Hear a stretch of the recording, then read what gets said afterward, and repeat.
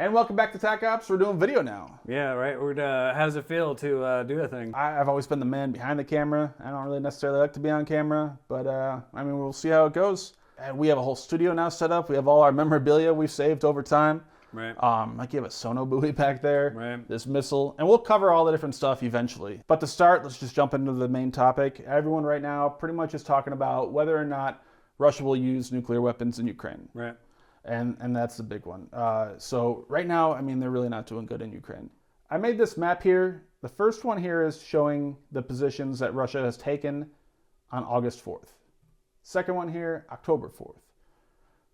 So they've lost a lot. I mean, Right. Things are not really going good. And then I have another one here, the difference between those two dates. Up in the top here, the whole Kharkiv region, this was taken about a month ago now. Lyman was also recently taken. Kherson, there's been a bunch of offensive. And actually today, this is further than what I'm showing here. Really the only area that Russia has taken over that time period has been right around here in Luhansk, called Bakhmut, and then a little bit near Donetsk. But Just that's, slivers. Yeah, that's nothing compared to everything here that Ukraine has taken. Right. So really the only options they have at this point, I've always kind of felt like they have three options. Obviously, they're not able to make any offensives anymore. They're not even able to hold the territory that they've already taken, Right. As shown in this image. So they have kind of three options. Either the first one is to retreat, pull out of Ukraine. Right. That's not going to happen, right? Plus, they probably have to pull out of Crimea too, which is even less likely to happen now, because I don't think Ukraine is just going to stop at the area that they've taken since February 24th. And the second option would be to mobilize, which is what they ended up doing, right? They did a partial mobilization, but for the most part, that just gives you a whole bunch of manpower. They're talking about 300,000 people. The problem is, though, that they're all unmotivated. They're all untrained. They didn't want to be in the military. They're not professional soldiers. Right. So it's a bunch of people that don't want to be there. They were pulling out of their everyday lives, out of their jobs, their family, everything, and thrown into a couple weeks of training, and then sent to Ukraine to fight. Right. So it's not going to be very effective. But that kind of seems like what Russia is hoping for right now, to turn around their fortunes. And realistically, I don't think it's going to do too much. And then finally, the third option is to use nuclear weapons. That would be probably the only other way they can turn this thing around for them. So for Russia, they have about 4,500 warheads total. And then there's two different types of them. They have tactical and strategic. Strategic are the bigger ones, like the ones that are, like 200 kilotons up to several thousand or megatons. Right. And then the tactical ones are the smaller ones. So those are the ones you kind of use on the battlefield to try to destroy, in certain battles to win. So most likely it will be the tactical ones that they're using, not those large ICBMs and all that stuff. They have about 1,500 of those. They're probably not going to use the gravity bombs dropped from bombers because those are going to be shot down. They probably won't use cruise missiles launched from bombers either because, again, those could be shot down, and Ukraine has been shooting down some Russian cruise missiles. Right. So probably the most likely option would be with ballistic missile, probably their Iskander ballistic missile. Right. Because ballistic missiles are extremely difficult to shoot down, even today. So then the question would be is how and where do they use them? Right. What do you think about that? So you're talking to a guy who guessed that Russia would never go in, and this would be all diplomatically fixed. But real quick though, anyone who tried to predict anything in this war the whole time, everybody's wrong. Not again. Every I was single person. wrong many times. So, but my guess would be they would do if you watch the last few minutes of the first episode of Last Resort, which is a TV show about how a naval crew ended up with a ballistic missile submarine. Oh yeah, that was a good show. Or the beginning of it was a good show. Then I feel like the premise throughout it kind of just got lost. Yeah, the first episode is all you really need to watch. Yeah, that was pretty fun. And the last few minutes of it, it really shows you how scary it can be when somebody has a nuke and they just put it in a spot that doesn't hurt anybody, but scares the shit out of everybody because you can see it. Yeah. Right? I don't want to spoil it for anybody, so you should watch that episode. It's but really just good. The first episode. Yeah, just the first one. The rest are not really. My guess would be they would launch a nuke and blow it up over the Black Sea, and it would be a tactical nuke, probably between 25 kilotons, somewhere in that ballpark, similar to Hiroshima and Nagasaki. Then right, yeah, just to show force, I guess. I don't really know if you call it that. Yeah, but just show of force. Yeah, Yeah. just kind of scare them. Yeah, Right. to say like, look, we're not messing around anymore. We're gonna start using these things. So I mean, that would be my ultimate guess because if they actually kill somebody, like on purpose, like they hit a town, yeah. that's gonna freak everybody out in the world. Yeah, Like, it's it's gonna freak weird. a lot of people out. But can you imagine? So obviously, putting aside all the negatives and everything that using nuclear weapons would have, can you imagine all the footage that would come out though? Oh, Like yeah. seeing an atmospheric test again, like people from their fishing boats or whatever are off the shore. Just with their Showing one iPhone that- 14, you Yeah. know, with their 4K Yeah. 60, you're like, oh my God, look what's going on up there. You know, I just couldn't imagine. That's crazy. So the funny thing, the intro that we played in the beginning of the video, we have a nuclear detonation going off. And that one was actually 25.1 kilotons. So I Right. actually have the full video here unedited that I can show you as an example, I guess, of kind of what it might look like. Right. Can you imagine seeing that? I mean, that's a town killer. Oh, I couldn't imagine that. Just right off the shore like that. I believe it said this was detonated on a barge offshore. So Yeah, on a barge.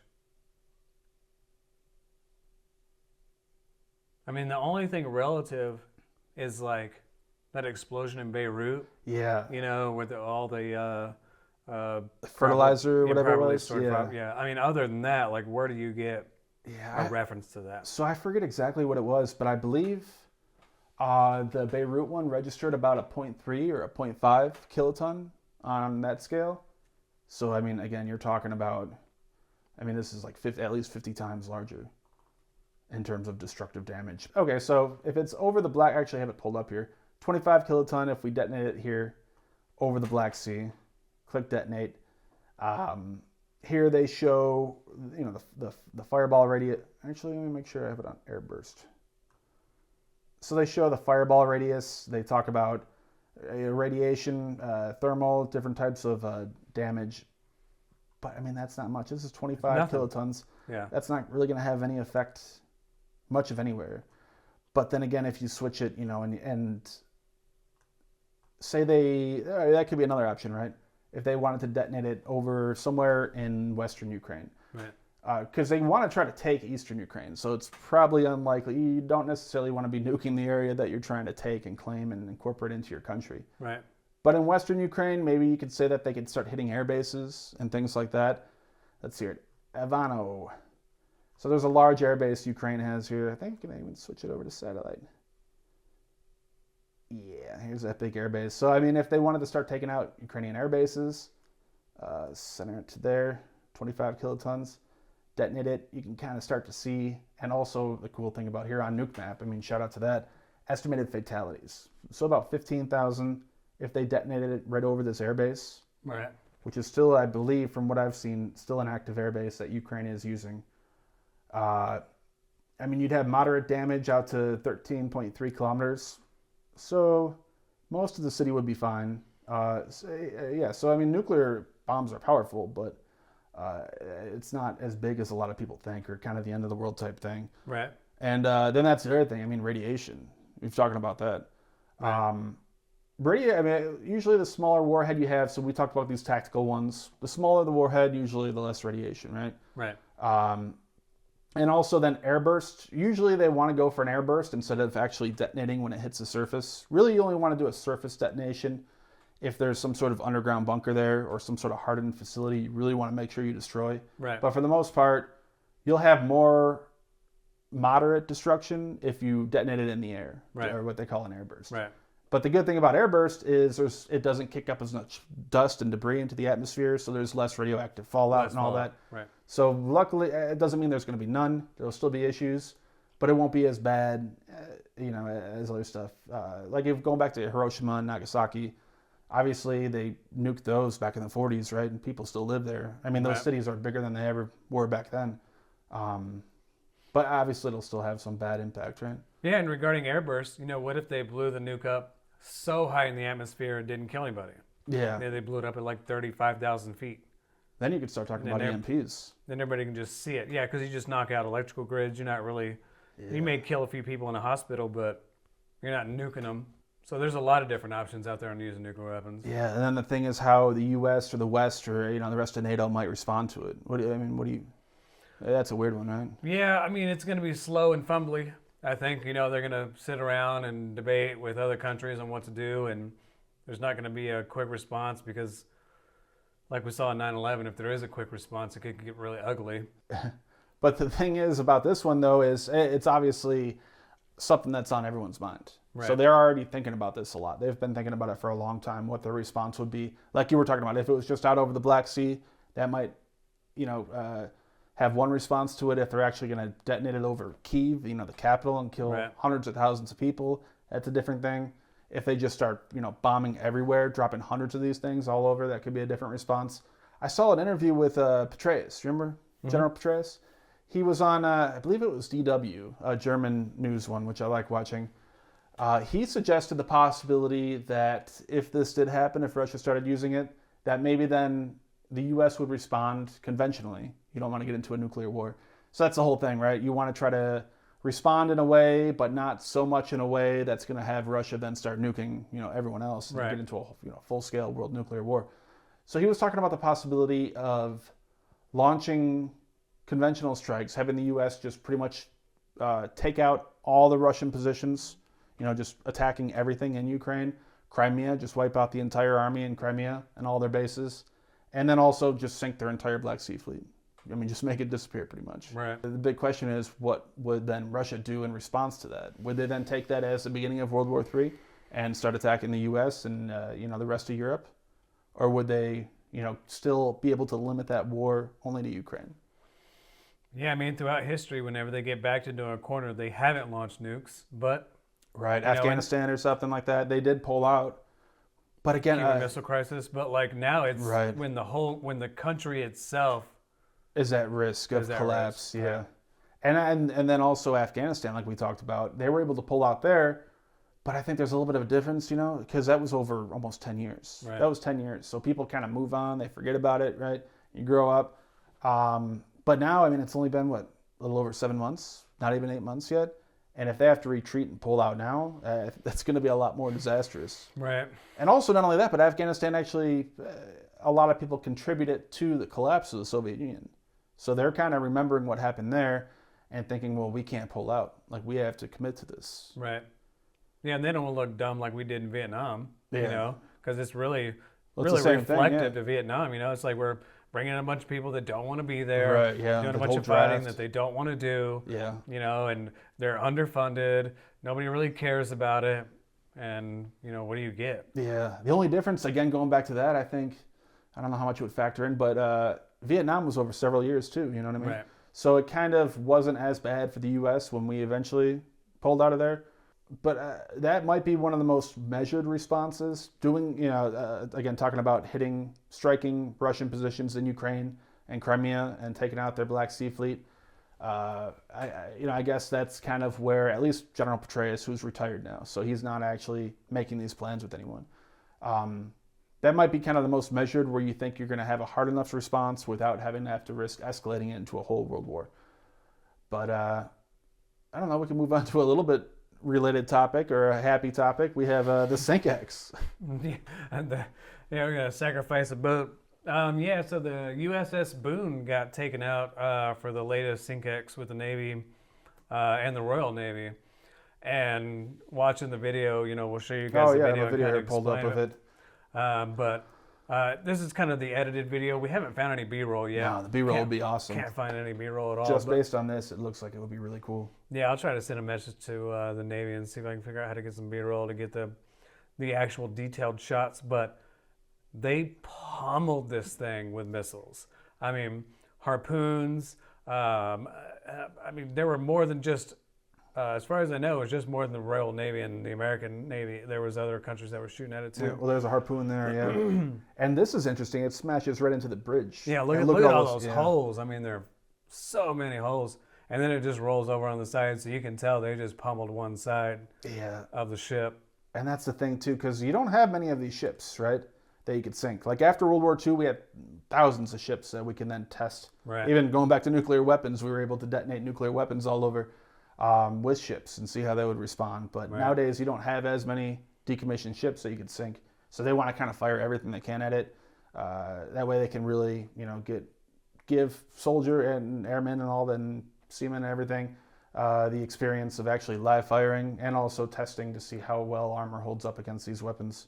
Well, and you got to make sure the weapons still work too, right? Because remember, it depends on the weapon, but some of them are leased, some of them are actually owned. But you got to make sure they work. You got to stay proficient with them to make sure they actually fire off and do what they're supposed to do. Like, for instance, the Mark 48 ad cap. Yeah. You have to shoot it 10 times successfully before they actually turn it into a war shot. Really? Yeah. So you go out on an exercise. You shoot it and they go pick it back up? Yeah, 10 times. Wow. Reload it back on a submarine. Yeah. Reshoot it. And it has to successfully work 10 times before they put a war shot on it. Wow, I had no idea. I think what's funny about it is they've been doing this since the couple of Syncexes ago when they shot the Racine. They're launching a lot of harpoons lately. Oh, yeah. A lot of harpoons. And I don't know what's really going down with the harpoon. I guess they want to, bring it back into play, but... Right, because I took it off the submarines, right? And that was a big thing. They launched one from a submarine again. Yeah. Yeah, but I don't know if that could just be that maybe they're bringing it back, or maybe it's just that they're trying to get airmen and everyone used to using some sort of anti-ship missile again. Right. Because for the longest time, we really didn't have to fight any other navy. Right. Like Russia was in shambles, back in the early 2000s, I'm talking about. China really wasn't much of anything at the time, but now China is a major threat. Russia is more aggressive, so I think they're trying to teach the Navy and Air Force to be able to, again, fight a Navy, a near peer or peer level Navy. Yeah, that's the rumor with the new attack submarine is it's going to be more like the Seawolf than it is a Virginia class. It's not going to have a lot of VLS. It's going to have a lot of torpedo tubes. Anti-ship. How many did it have? 8? It's going to have 8 torpedo tubes probably. Really? Yeah. I mean, it's drone capabilities. I mean, this thing's going to be it's going to be what the Seawolf was supposed to be with the LA class or the Virginia class. Sorry. Yeah. With the Virginia class, but it wasn't because we wanted something more versatile. We don't need 8 torpedo tubes because more than likely there's not going to be a naval combat. We want a new land strikes, right? Right. We'll get rid of the TASM, the anti-ship missile. Everything is going to be TLAMs. It's all going to be land strike missiles, land attack, right? Yeah. But now I think they're a little bit more worried about it, and they want to be able to have that naval capability because, I mean, don't get me wrong, the Virginia class is fantastic, but the Seawolf, even to this day, is fucking scary. I mean, 8 torpedo tubes, that's half of a battle group. You know what I mean? Yeah. Just with torpedoes. You don't have, the easiest way to take out a battle group, like we were talking about before with the Black Sea and everything, is you nuke them, right? Yeah. Hit them with a nuke, wipe them out, done, right? Right. That was Russia's strategy, pretty much, or Soviet Union strategy in the Cold War. Right. The second best is if you can launch a crap ton of missiles and just swarm over missiles. Oversaturate it, yeah. Right. The third is having somebody with a lot of torpedoes go in and launch them from the bottom because there's no counterstrike. Not really, yeah. And all 3 of those were what the Soviet Union planned on doing. Right. That was pretty much their only way they were going to be able to counter, the U.S. Navy at the time. Oh, but speaking about submarines, the Belgrade. Yeah, so apparently the Belgrade left ports and everybody's freaking out about it. The news is because Poseidon, right? Yeah. So for people who don't know what the Belgrade is a special type of submarine the Russian fleet has developed to launch the Poseidon weapon. The Poseidon weapon is a nuclear-powered nuclear weapon that you can basically launch wherever. Yeah. That's the funny part about it. They could launch it from their own pier. Right. And get anywhere they want in the world. So why do you even need a submarine for that then? You launch it off the pier, pretty much. Well, you need that platform to be scary, right? So if you know it's always going to come from this pier, you just wait on that pier. Yeah. But if you have that submarine mobile, just like with the SSBNs, you can't find them. You can't find them, supposedly. Do you think this thing is even active, though? The Poseidon weapon? Yeah. Well, Belgrade is for sure. Right. The Poseidon weapon, there's no evidence that they really even did any full-scale tests. No, the only thing you've or seen... even, obviously no nuclear blast, but even really tested. Right, the only thing you can see is, I'll show you guys some video of it too, but it's just like, it's sitting on a stand. Right, And the propeller's spinning, which don't mean shit. There could be a fan blowing that propeller for all I know. We do know that the Losherik, which is basically a small submarine That's that deep diving one, right? That titanium hulled and...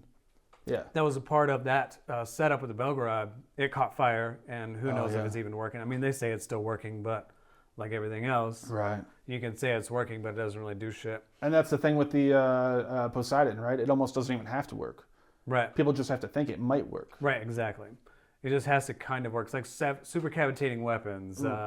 Even nuclear weapons were like that. Well, for that's a what I little mean. bit. Yeah, it's just a deterrent value. Like Right. if the enemy thinks it might work, there's a possibility it could work, then they're not going to strike, right? Because they don't Yeah. want that to happen to us.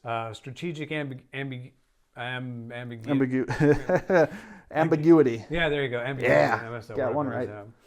yeah. But yeah, I mean, you just have to act like you have that thing. And Russia's always been that, we're going to take this weapon, we're going to go just a step farther and scare the shit out of you with it. Look at the Typhoon, right? Yeah. We're going to make it a little bit bigger, a little bit wider, hold, maybe a few more nukes. Like, they just Maybe a go pool over on the board. top. Right. But there's only like one or two of them. I think they had, There's only one left, right? I think they had like 8 Typhoons. I don't know, man. I'm going to feel stupid. being 4, the 6, submarine expert. or somewhere in there, yeah. But yeah, now they're At down least to 4, I know now that. they're just down to one. Dmitry. This is just the one. Oh, yeah, that's right. What do they have left? A couple Deltas, Delta 3 and 4, Right. and then the new Bore. Yeah, Bore. and the berets. So going back to the Belgrade, supposedly it left port, and that's what's scaring everyone. They think that this thing is going out on patrol somewhere Right. and might potentially, mean that there's going to be a nuclear war. They're going to start launching these things at New York or Washington or any coastal city.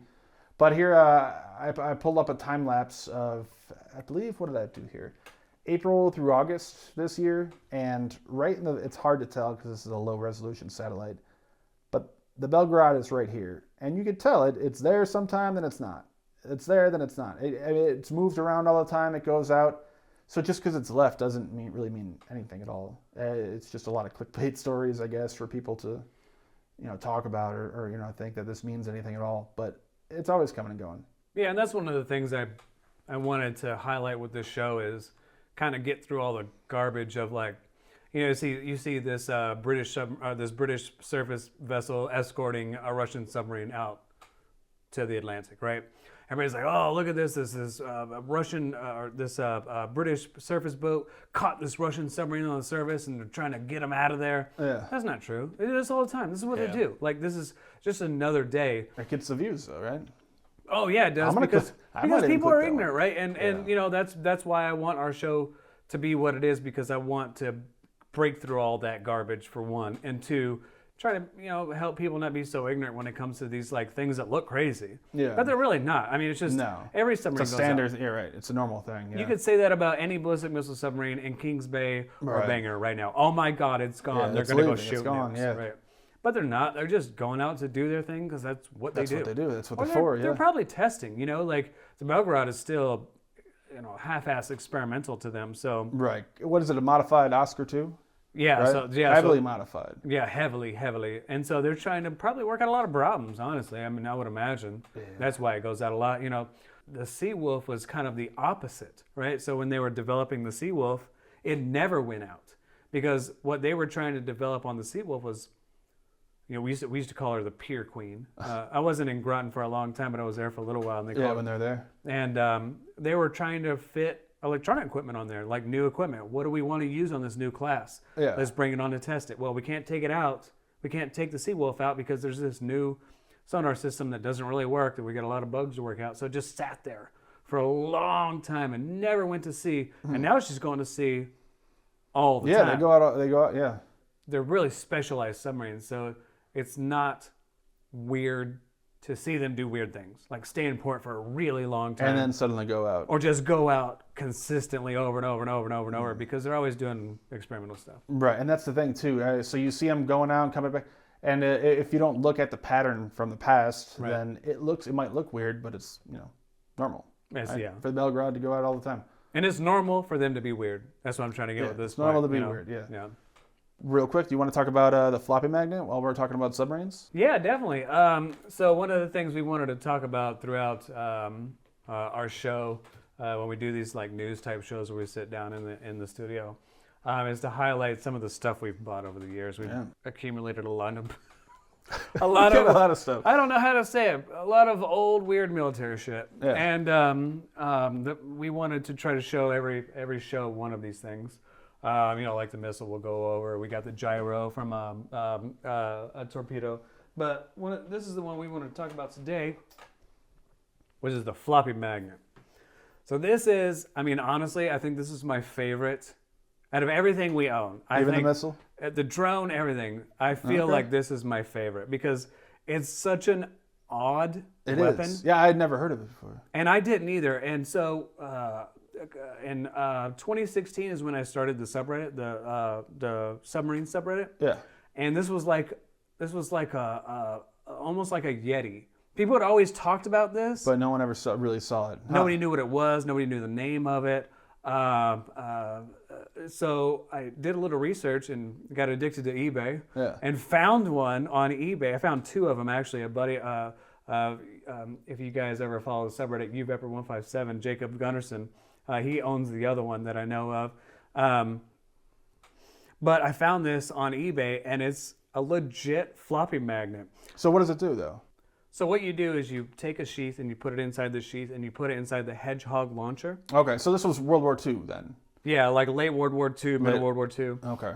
And, you know, they were small launchers, but they would launch boom, boom, boom, boom, boom. A bunch of them, yeah. There'd be a bunch of them that fly out. This thing is pretty heavy. I mean, it's, I don't know, 10 pounds, I guess.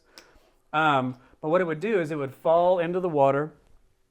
It would fall out of the sheath and then drop really fast. Okay, so that would flip open like that then, right? Right, yeah. So it would come, like it would drop out like that, pop out of the sheath and fall, and then go down in the water like this, and it would drop real quick. And it's supposed to, and I think that was the downside of it. It's just so heavy, it dropped so fast, it didn't connect. But it's supposed to connect to the side of a submarine. And when it does, it goes bang, bang, bang, bang, bang, bang, bang, bang, bang, bang, bang, bang, and it bangs on the side of the Just submarine. makes a bunch of noise because obviously with submarines it's all about sonar and sound underwater. Right, you know, and you know, World War II, the submarines were metal on the outside. Nowadays, you got the tiles on the outside where this probably wouldn't connect for one, and even if it did, it would just bang on rubber, so it didn't really matter. So it's an old weapon, but yeah, it would sit there and it would bang the crap out of this thing.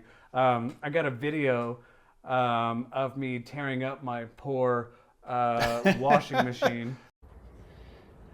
So yeah, this thing's no joke. Apparently it goes in a sheath and it pops out and it rattles against your boat. But I mean, I got it sitting on my washing machine and you can see how powerful it is. It pulls the door open and I can't barely get it off. It's pretty cool. Because that thing is a serious magnet. That's no joke. It really is. Like, I sat it down on my washing machine to kind of show how it would work, and I didn't realize how damaged my washing machine was going to be. Damn it, I scratched it. Because you couldn't get it. Yeah, you showed me the video. You were trying to pull it off and left a big scratch going across it. Yeah, left a big scratch. It kind of shows you guys the power of this weapon. And when it works, it works. Yeah. I mean, if you get this on the side of a submarine and it's banging on it, It's hard to get off, yeah. well, it's not only that, you just have to deal with it.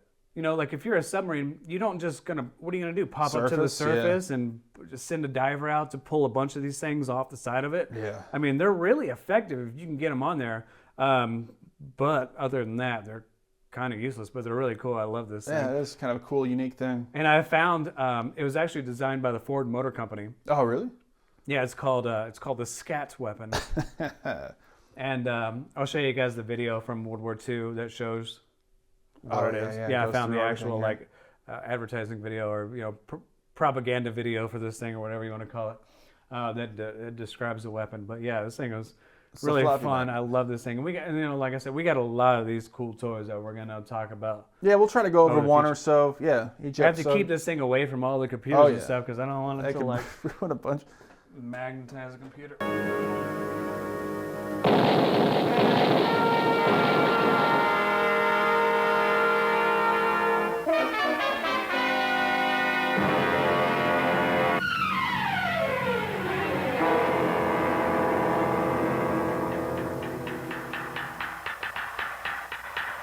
This is no false echo, no school of fish.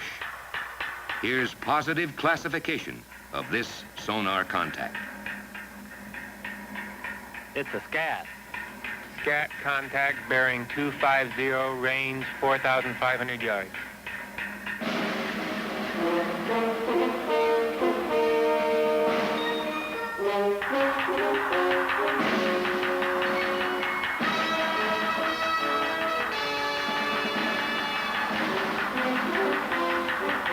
Oh, but real quick too, I had one other topic. Again, keep talking about submarines and all that, and the Belgrade. This is on a pro-Russian Telegram channel that they released. It's so small, but this was from the city of Belgrade. That they had these light columns, these light beams going through the sky, and then there's a bunch of different pictures of them here. And they look mysterious. You know, people didn't know what they were. They look really weird. Yeah, so throughout here, they're talking about what it could be. And if I scroll down here, then there's some more of them. Blitz is over Moscow. So then people started to think that it could be that Russian laser they had, Preserve.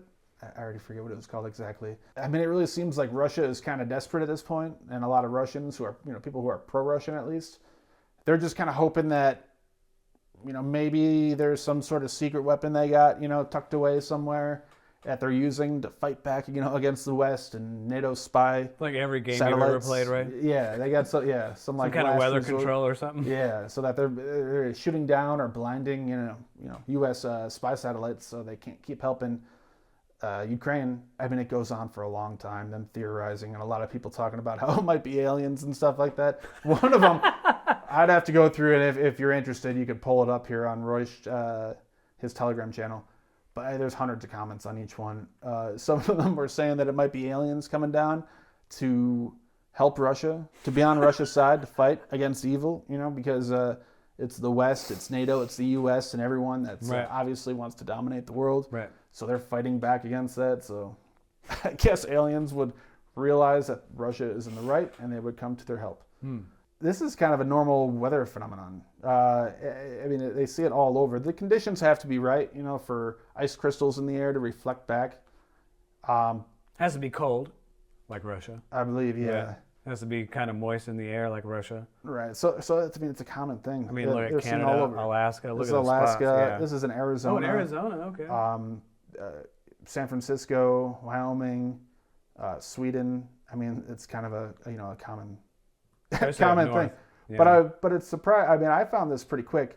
Yeah, I don't know. It's just kind of funny how nobody either found this or knew this or this guy. I mean, he's got a big channel, 147,000 subscribers.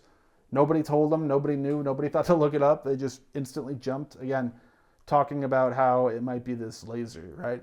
Blinding U.S. spy satellites or some other super weapon or anything else, which is obviously UFOs Not the or holy case. power or whatever it is, Anything, yeah. coming down on you. yeah. Yeah, no, that's pretty funny. It's they talk about. Have you ever heard of red sprites? I think so. So it's like when really high-powered lightning. Way up in the atmosphere, like real high. Yeah, when really high-powered lightning goes off in like a heavy storm, these red, almost like reverse lightning goes into the sky. Okay, I think I've seen a few pictures. Yeah, from like the space station or something of them. Yeah, and a lot of people were theorizing that it was a way for us to communicate with aliens. That we were using lightning bolts to transfer communications up to the heavens and transmit it out. What's wrong with the normal radio? I don't know. I think the radio would probably work faster. Right? Yeah, we got all the sorts of communication You can satellites. still up there. Voyager 1. I mean, there's all kinds of ways. It's out there, yeah. Yeah. Man. Oh yeah, so here's another one we found here. Yeah, what is this here? Yeah, so this is a video from the cockpit of a T-45C that was flying from Kingsville to the JRB in Fort Worth, the Joint Reserve Base, the Naval Joint Reserve Base in Fort Worth. Oh yeah, it's not too far away from us. In fact, actually, I believe that's it. So right here in the bottom of the video, that's actually a dog park where I take my dog to. It's on an old golf course, and all the water hazards, the dogs can go swimming. Well, thank God you weren't there this day, or maybe if you were, we could have put a camera in your hand and you could have recorded this. But That's true. But yeah, so this is a video of it's a trainer jet. So spoiler alert, everybody talks shit about Top Gun and the bird strike. Oh yeah, the bird strike. Yeah. I say bird strike like it didn't happen, but it happens all the time. And so I wanted to highlight this video because it's a good example of a bird strike. It's crazy to think that a small bird, and you could see them, a couple of them flying by, but it's weird to think that a small bird is going to take out such a giant crap. You see that one kind of get sucked in there. Shoop and it's over. You see the W. Yeah, and Once the the W comes velocity vector there just dropping. straight down. You can tell at this point, even gliding, he's not going to make it to the runway anymore. Oh, and he's so close. So close, but there's a neighborhood right there. You know, so more than likely, you know, he's going to stall. Yeah, the craziest thing here, too, is how he ejects at the last second. Very last second. Very last second. Because when the airplane Right there stalls, is it where just popped drops, out. right? Yeah. And then it just goes right into a tree. I believe it had a house, too, then Right. after. So then you got another one here, too. This one was crazy. Yeah, so this is a view from a pilot seat on a P-51 Mustang at the Duxford Air Show. And look at this thing. There's so many of them. You're never going to see that No. in an air show. In HD, that many of them? Yeah, so, I mean, the only, you know, we see a lot of old World War II, you know, footage. But that's, you know, usually not very high resolution. It's in black and white. It really doesn't give you the full depth and feel of it. And Right. yeah, this video is pretty incredible to see that many aircraft, all airborne at the same time, flying together in formation. All from that age. Yeah. I didn't even know there were this many in existence that close together that could actually fly and network together. I guess they got some kind of cool club they're a part of that I I'm bet they obviously do, not yeah. a part of. But you Also, know, the sound of it, though, the sound. If you ever hear any of these in real life, I mean, it's so sexy, for lack of better words. yeah. But compared to, like, the whine of a jet engine, just, Oh, yeah. you know? Yeah. Like, these sound just, deep rumble. Yeah, it's like a difference between like a muscle car and, you know, a new, Exactly. you know, yeah. a new brand new car. But yeah, it's such a beautiful video. I love it. It's from the Duxford Air Show. We're gonna be going to the Alliance Air Show. Oh, we still have that coming up, right? Yep. Nice. In the next couple of weeks, we're going to go to the Alliance Air Show, and we have Lockheed right next to us. So hopefully they're going to put on a pretty good show for us. Yeah. They're minimizing it from, instead of being like 4 days, it's only going to be 2 days. Okay. And so I'm hoping that those 2 days that they do are going to be a lot bigger Yeah. than trying to drag it out over the, Right, you know, yeah, the whole yeah. weekend. So yeah, that's going to be a cool special that we're going to do here coming up pretty quick. So yeah, make sure you subscribe and check that out when we do post it. Yeah, that's going to be a lot of fun. Yeah, it's going to be so good. The last thing that I wanted to show you, speaking of fun, I feel like if I were going to do anything in the Army, this is the one thing that I want to do. What? I want to go out and be a part of a big cavalry charge. I mean, if you think of anything in the Army, right? Yeah. You just On think, horseback, right? I mean, even Oh, I remember this video, yeah. even my kids that are, you know, under 10, Yeah. they know what charge is. Yeah. Yeah. And not only that, but you have attack helicopters here, too. So yeah, so this is can't- all of the Army running at once. So there's actual cavalry, Yeah. the cavalry you can think of. There's a covered wagon. There's helicopters. There's shooting guns.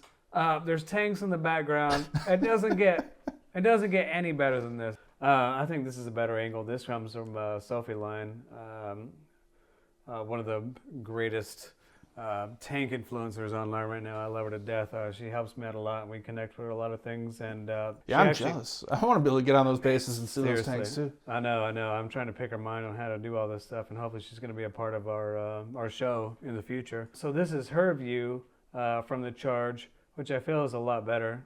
Shows you a little bit more of a broad view from the side. The covered wagon just makes it. I mean, that's it right there. Yeah, this is a better angle. You can see him going directly by. The covered wagon with Abrams in the background, and I'm wondering if the guy in the covered wagon is like an actual active duty Army guy, and they're like, "Oh, by the way, you're gonna be the covered wagon guy." He's like, "All right, whatever, I'll do that." So yeah, I want to be the covered wagon guy. Yeah, not the helicopter guy. I don't want to be that guy. No. I want to be the covered wagon guy. Oh, but imagine the view from the helicopter. Watch out. Like looking down. Or the trumpet guy. I want to be the trumpet guy, honestly. Yeah.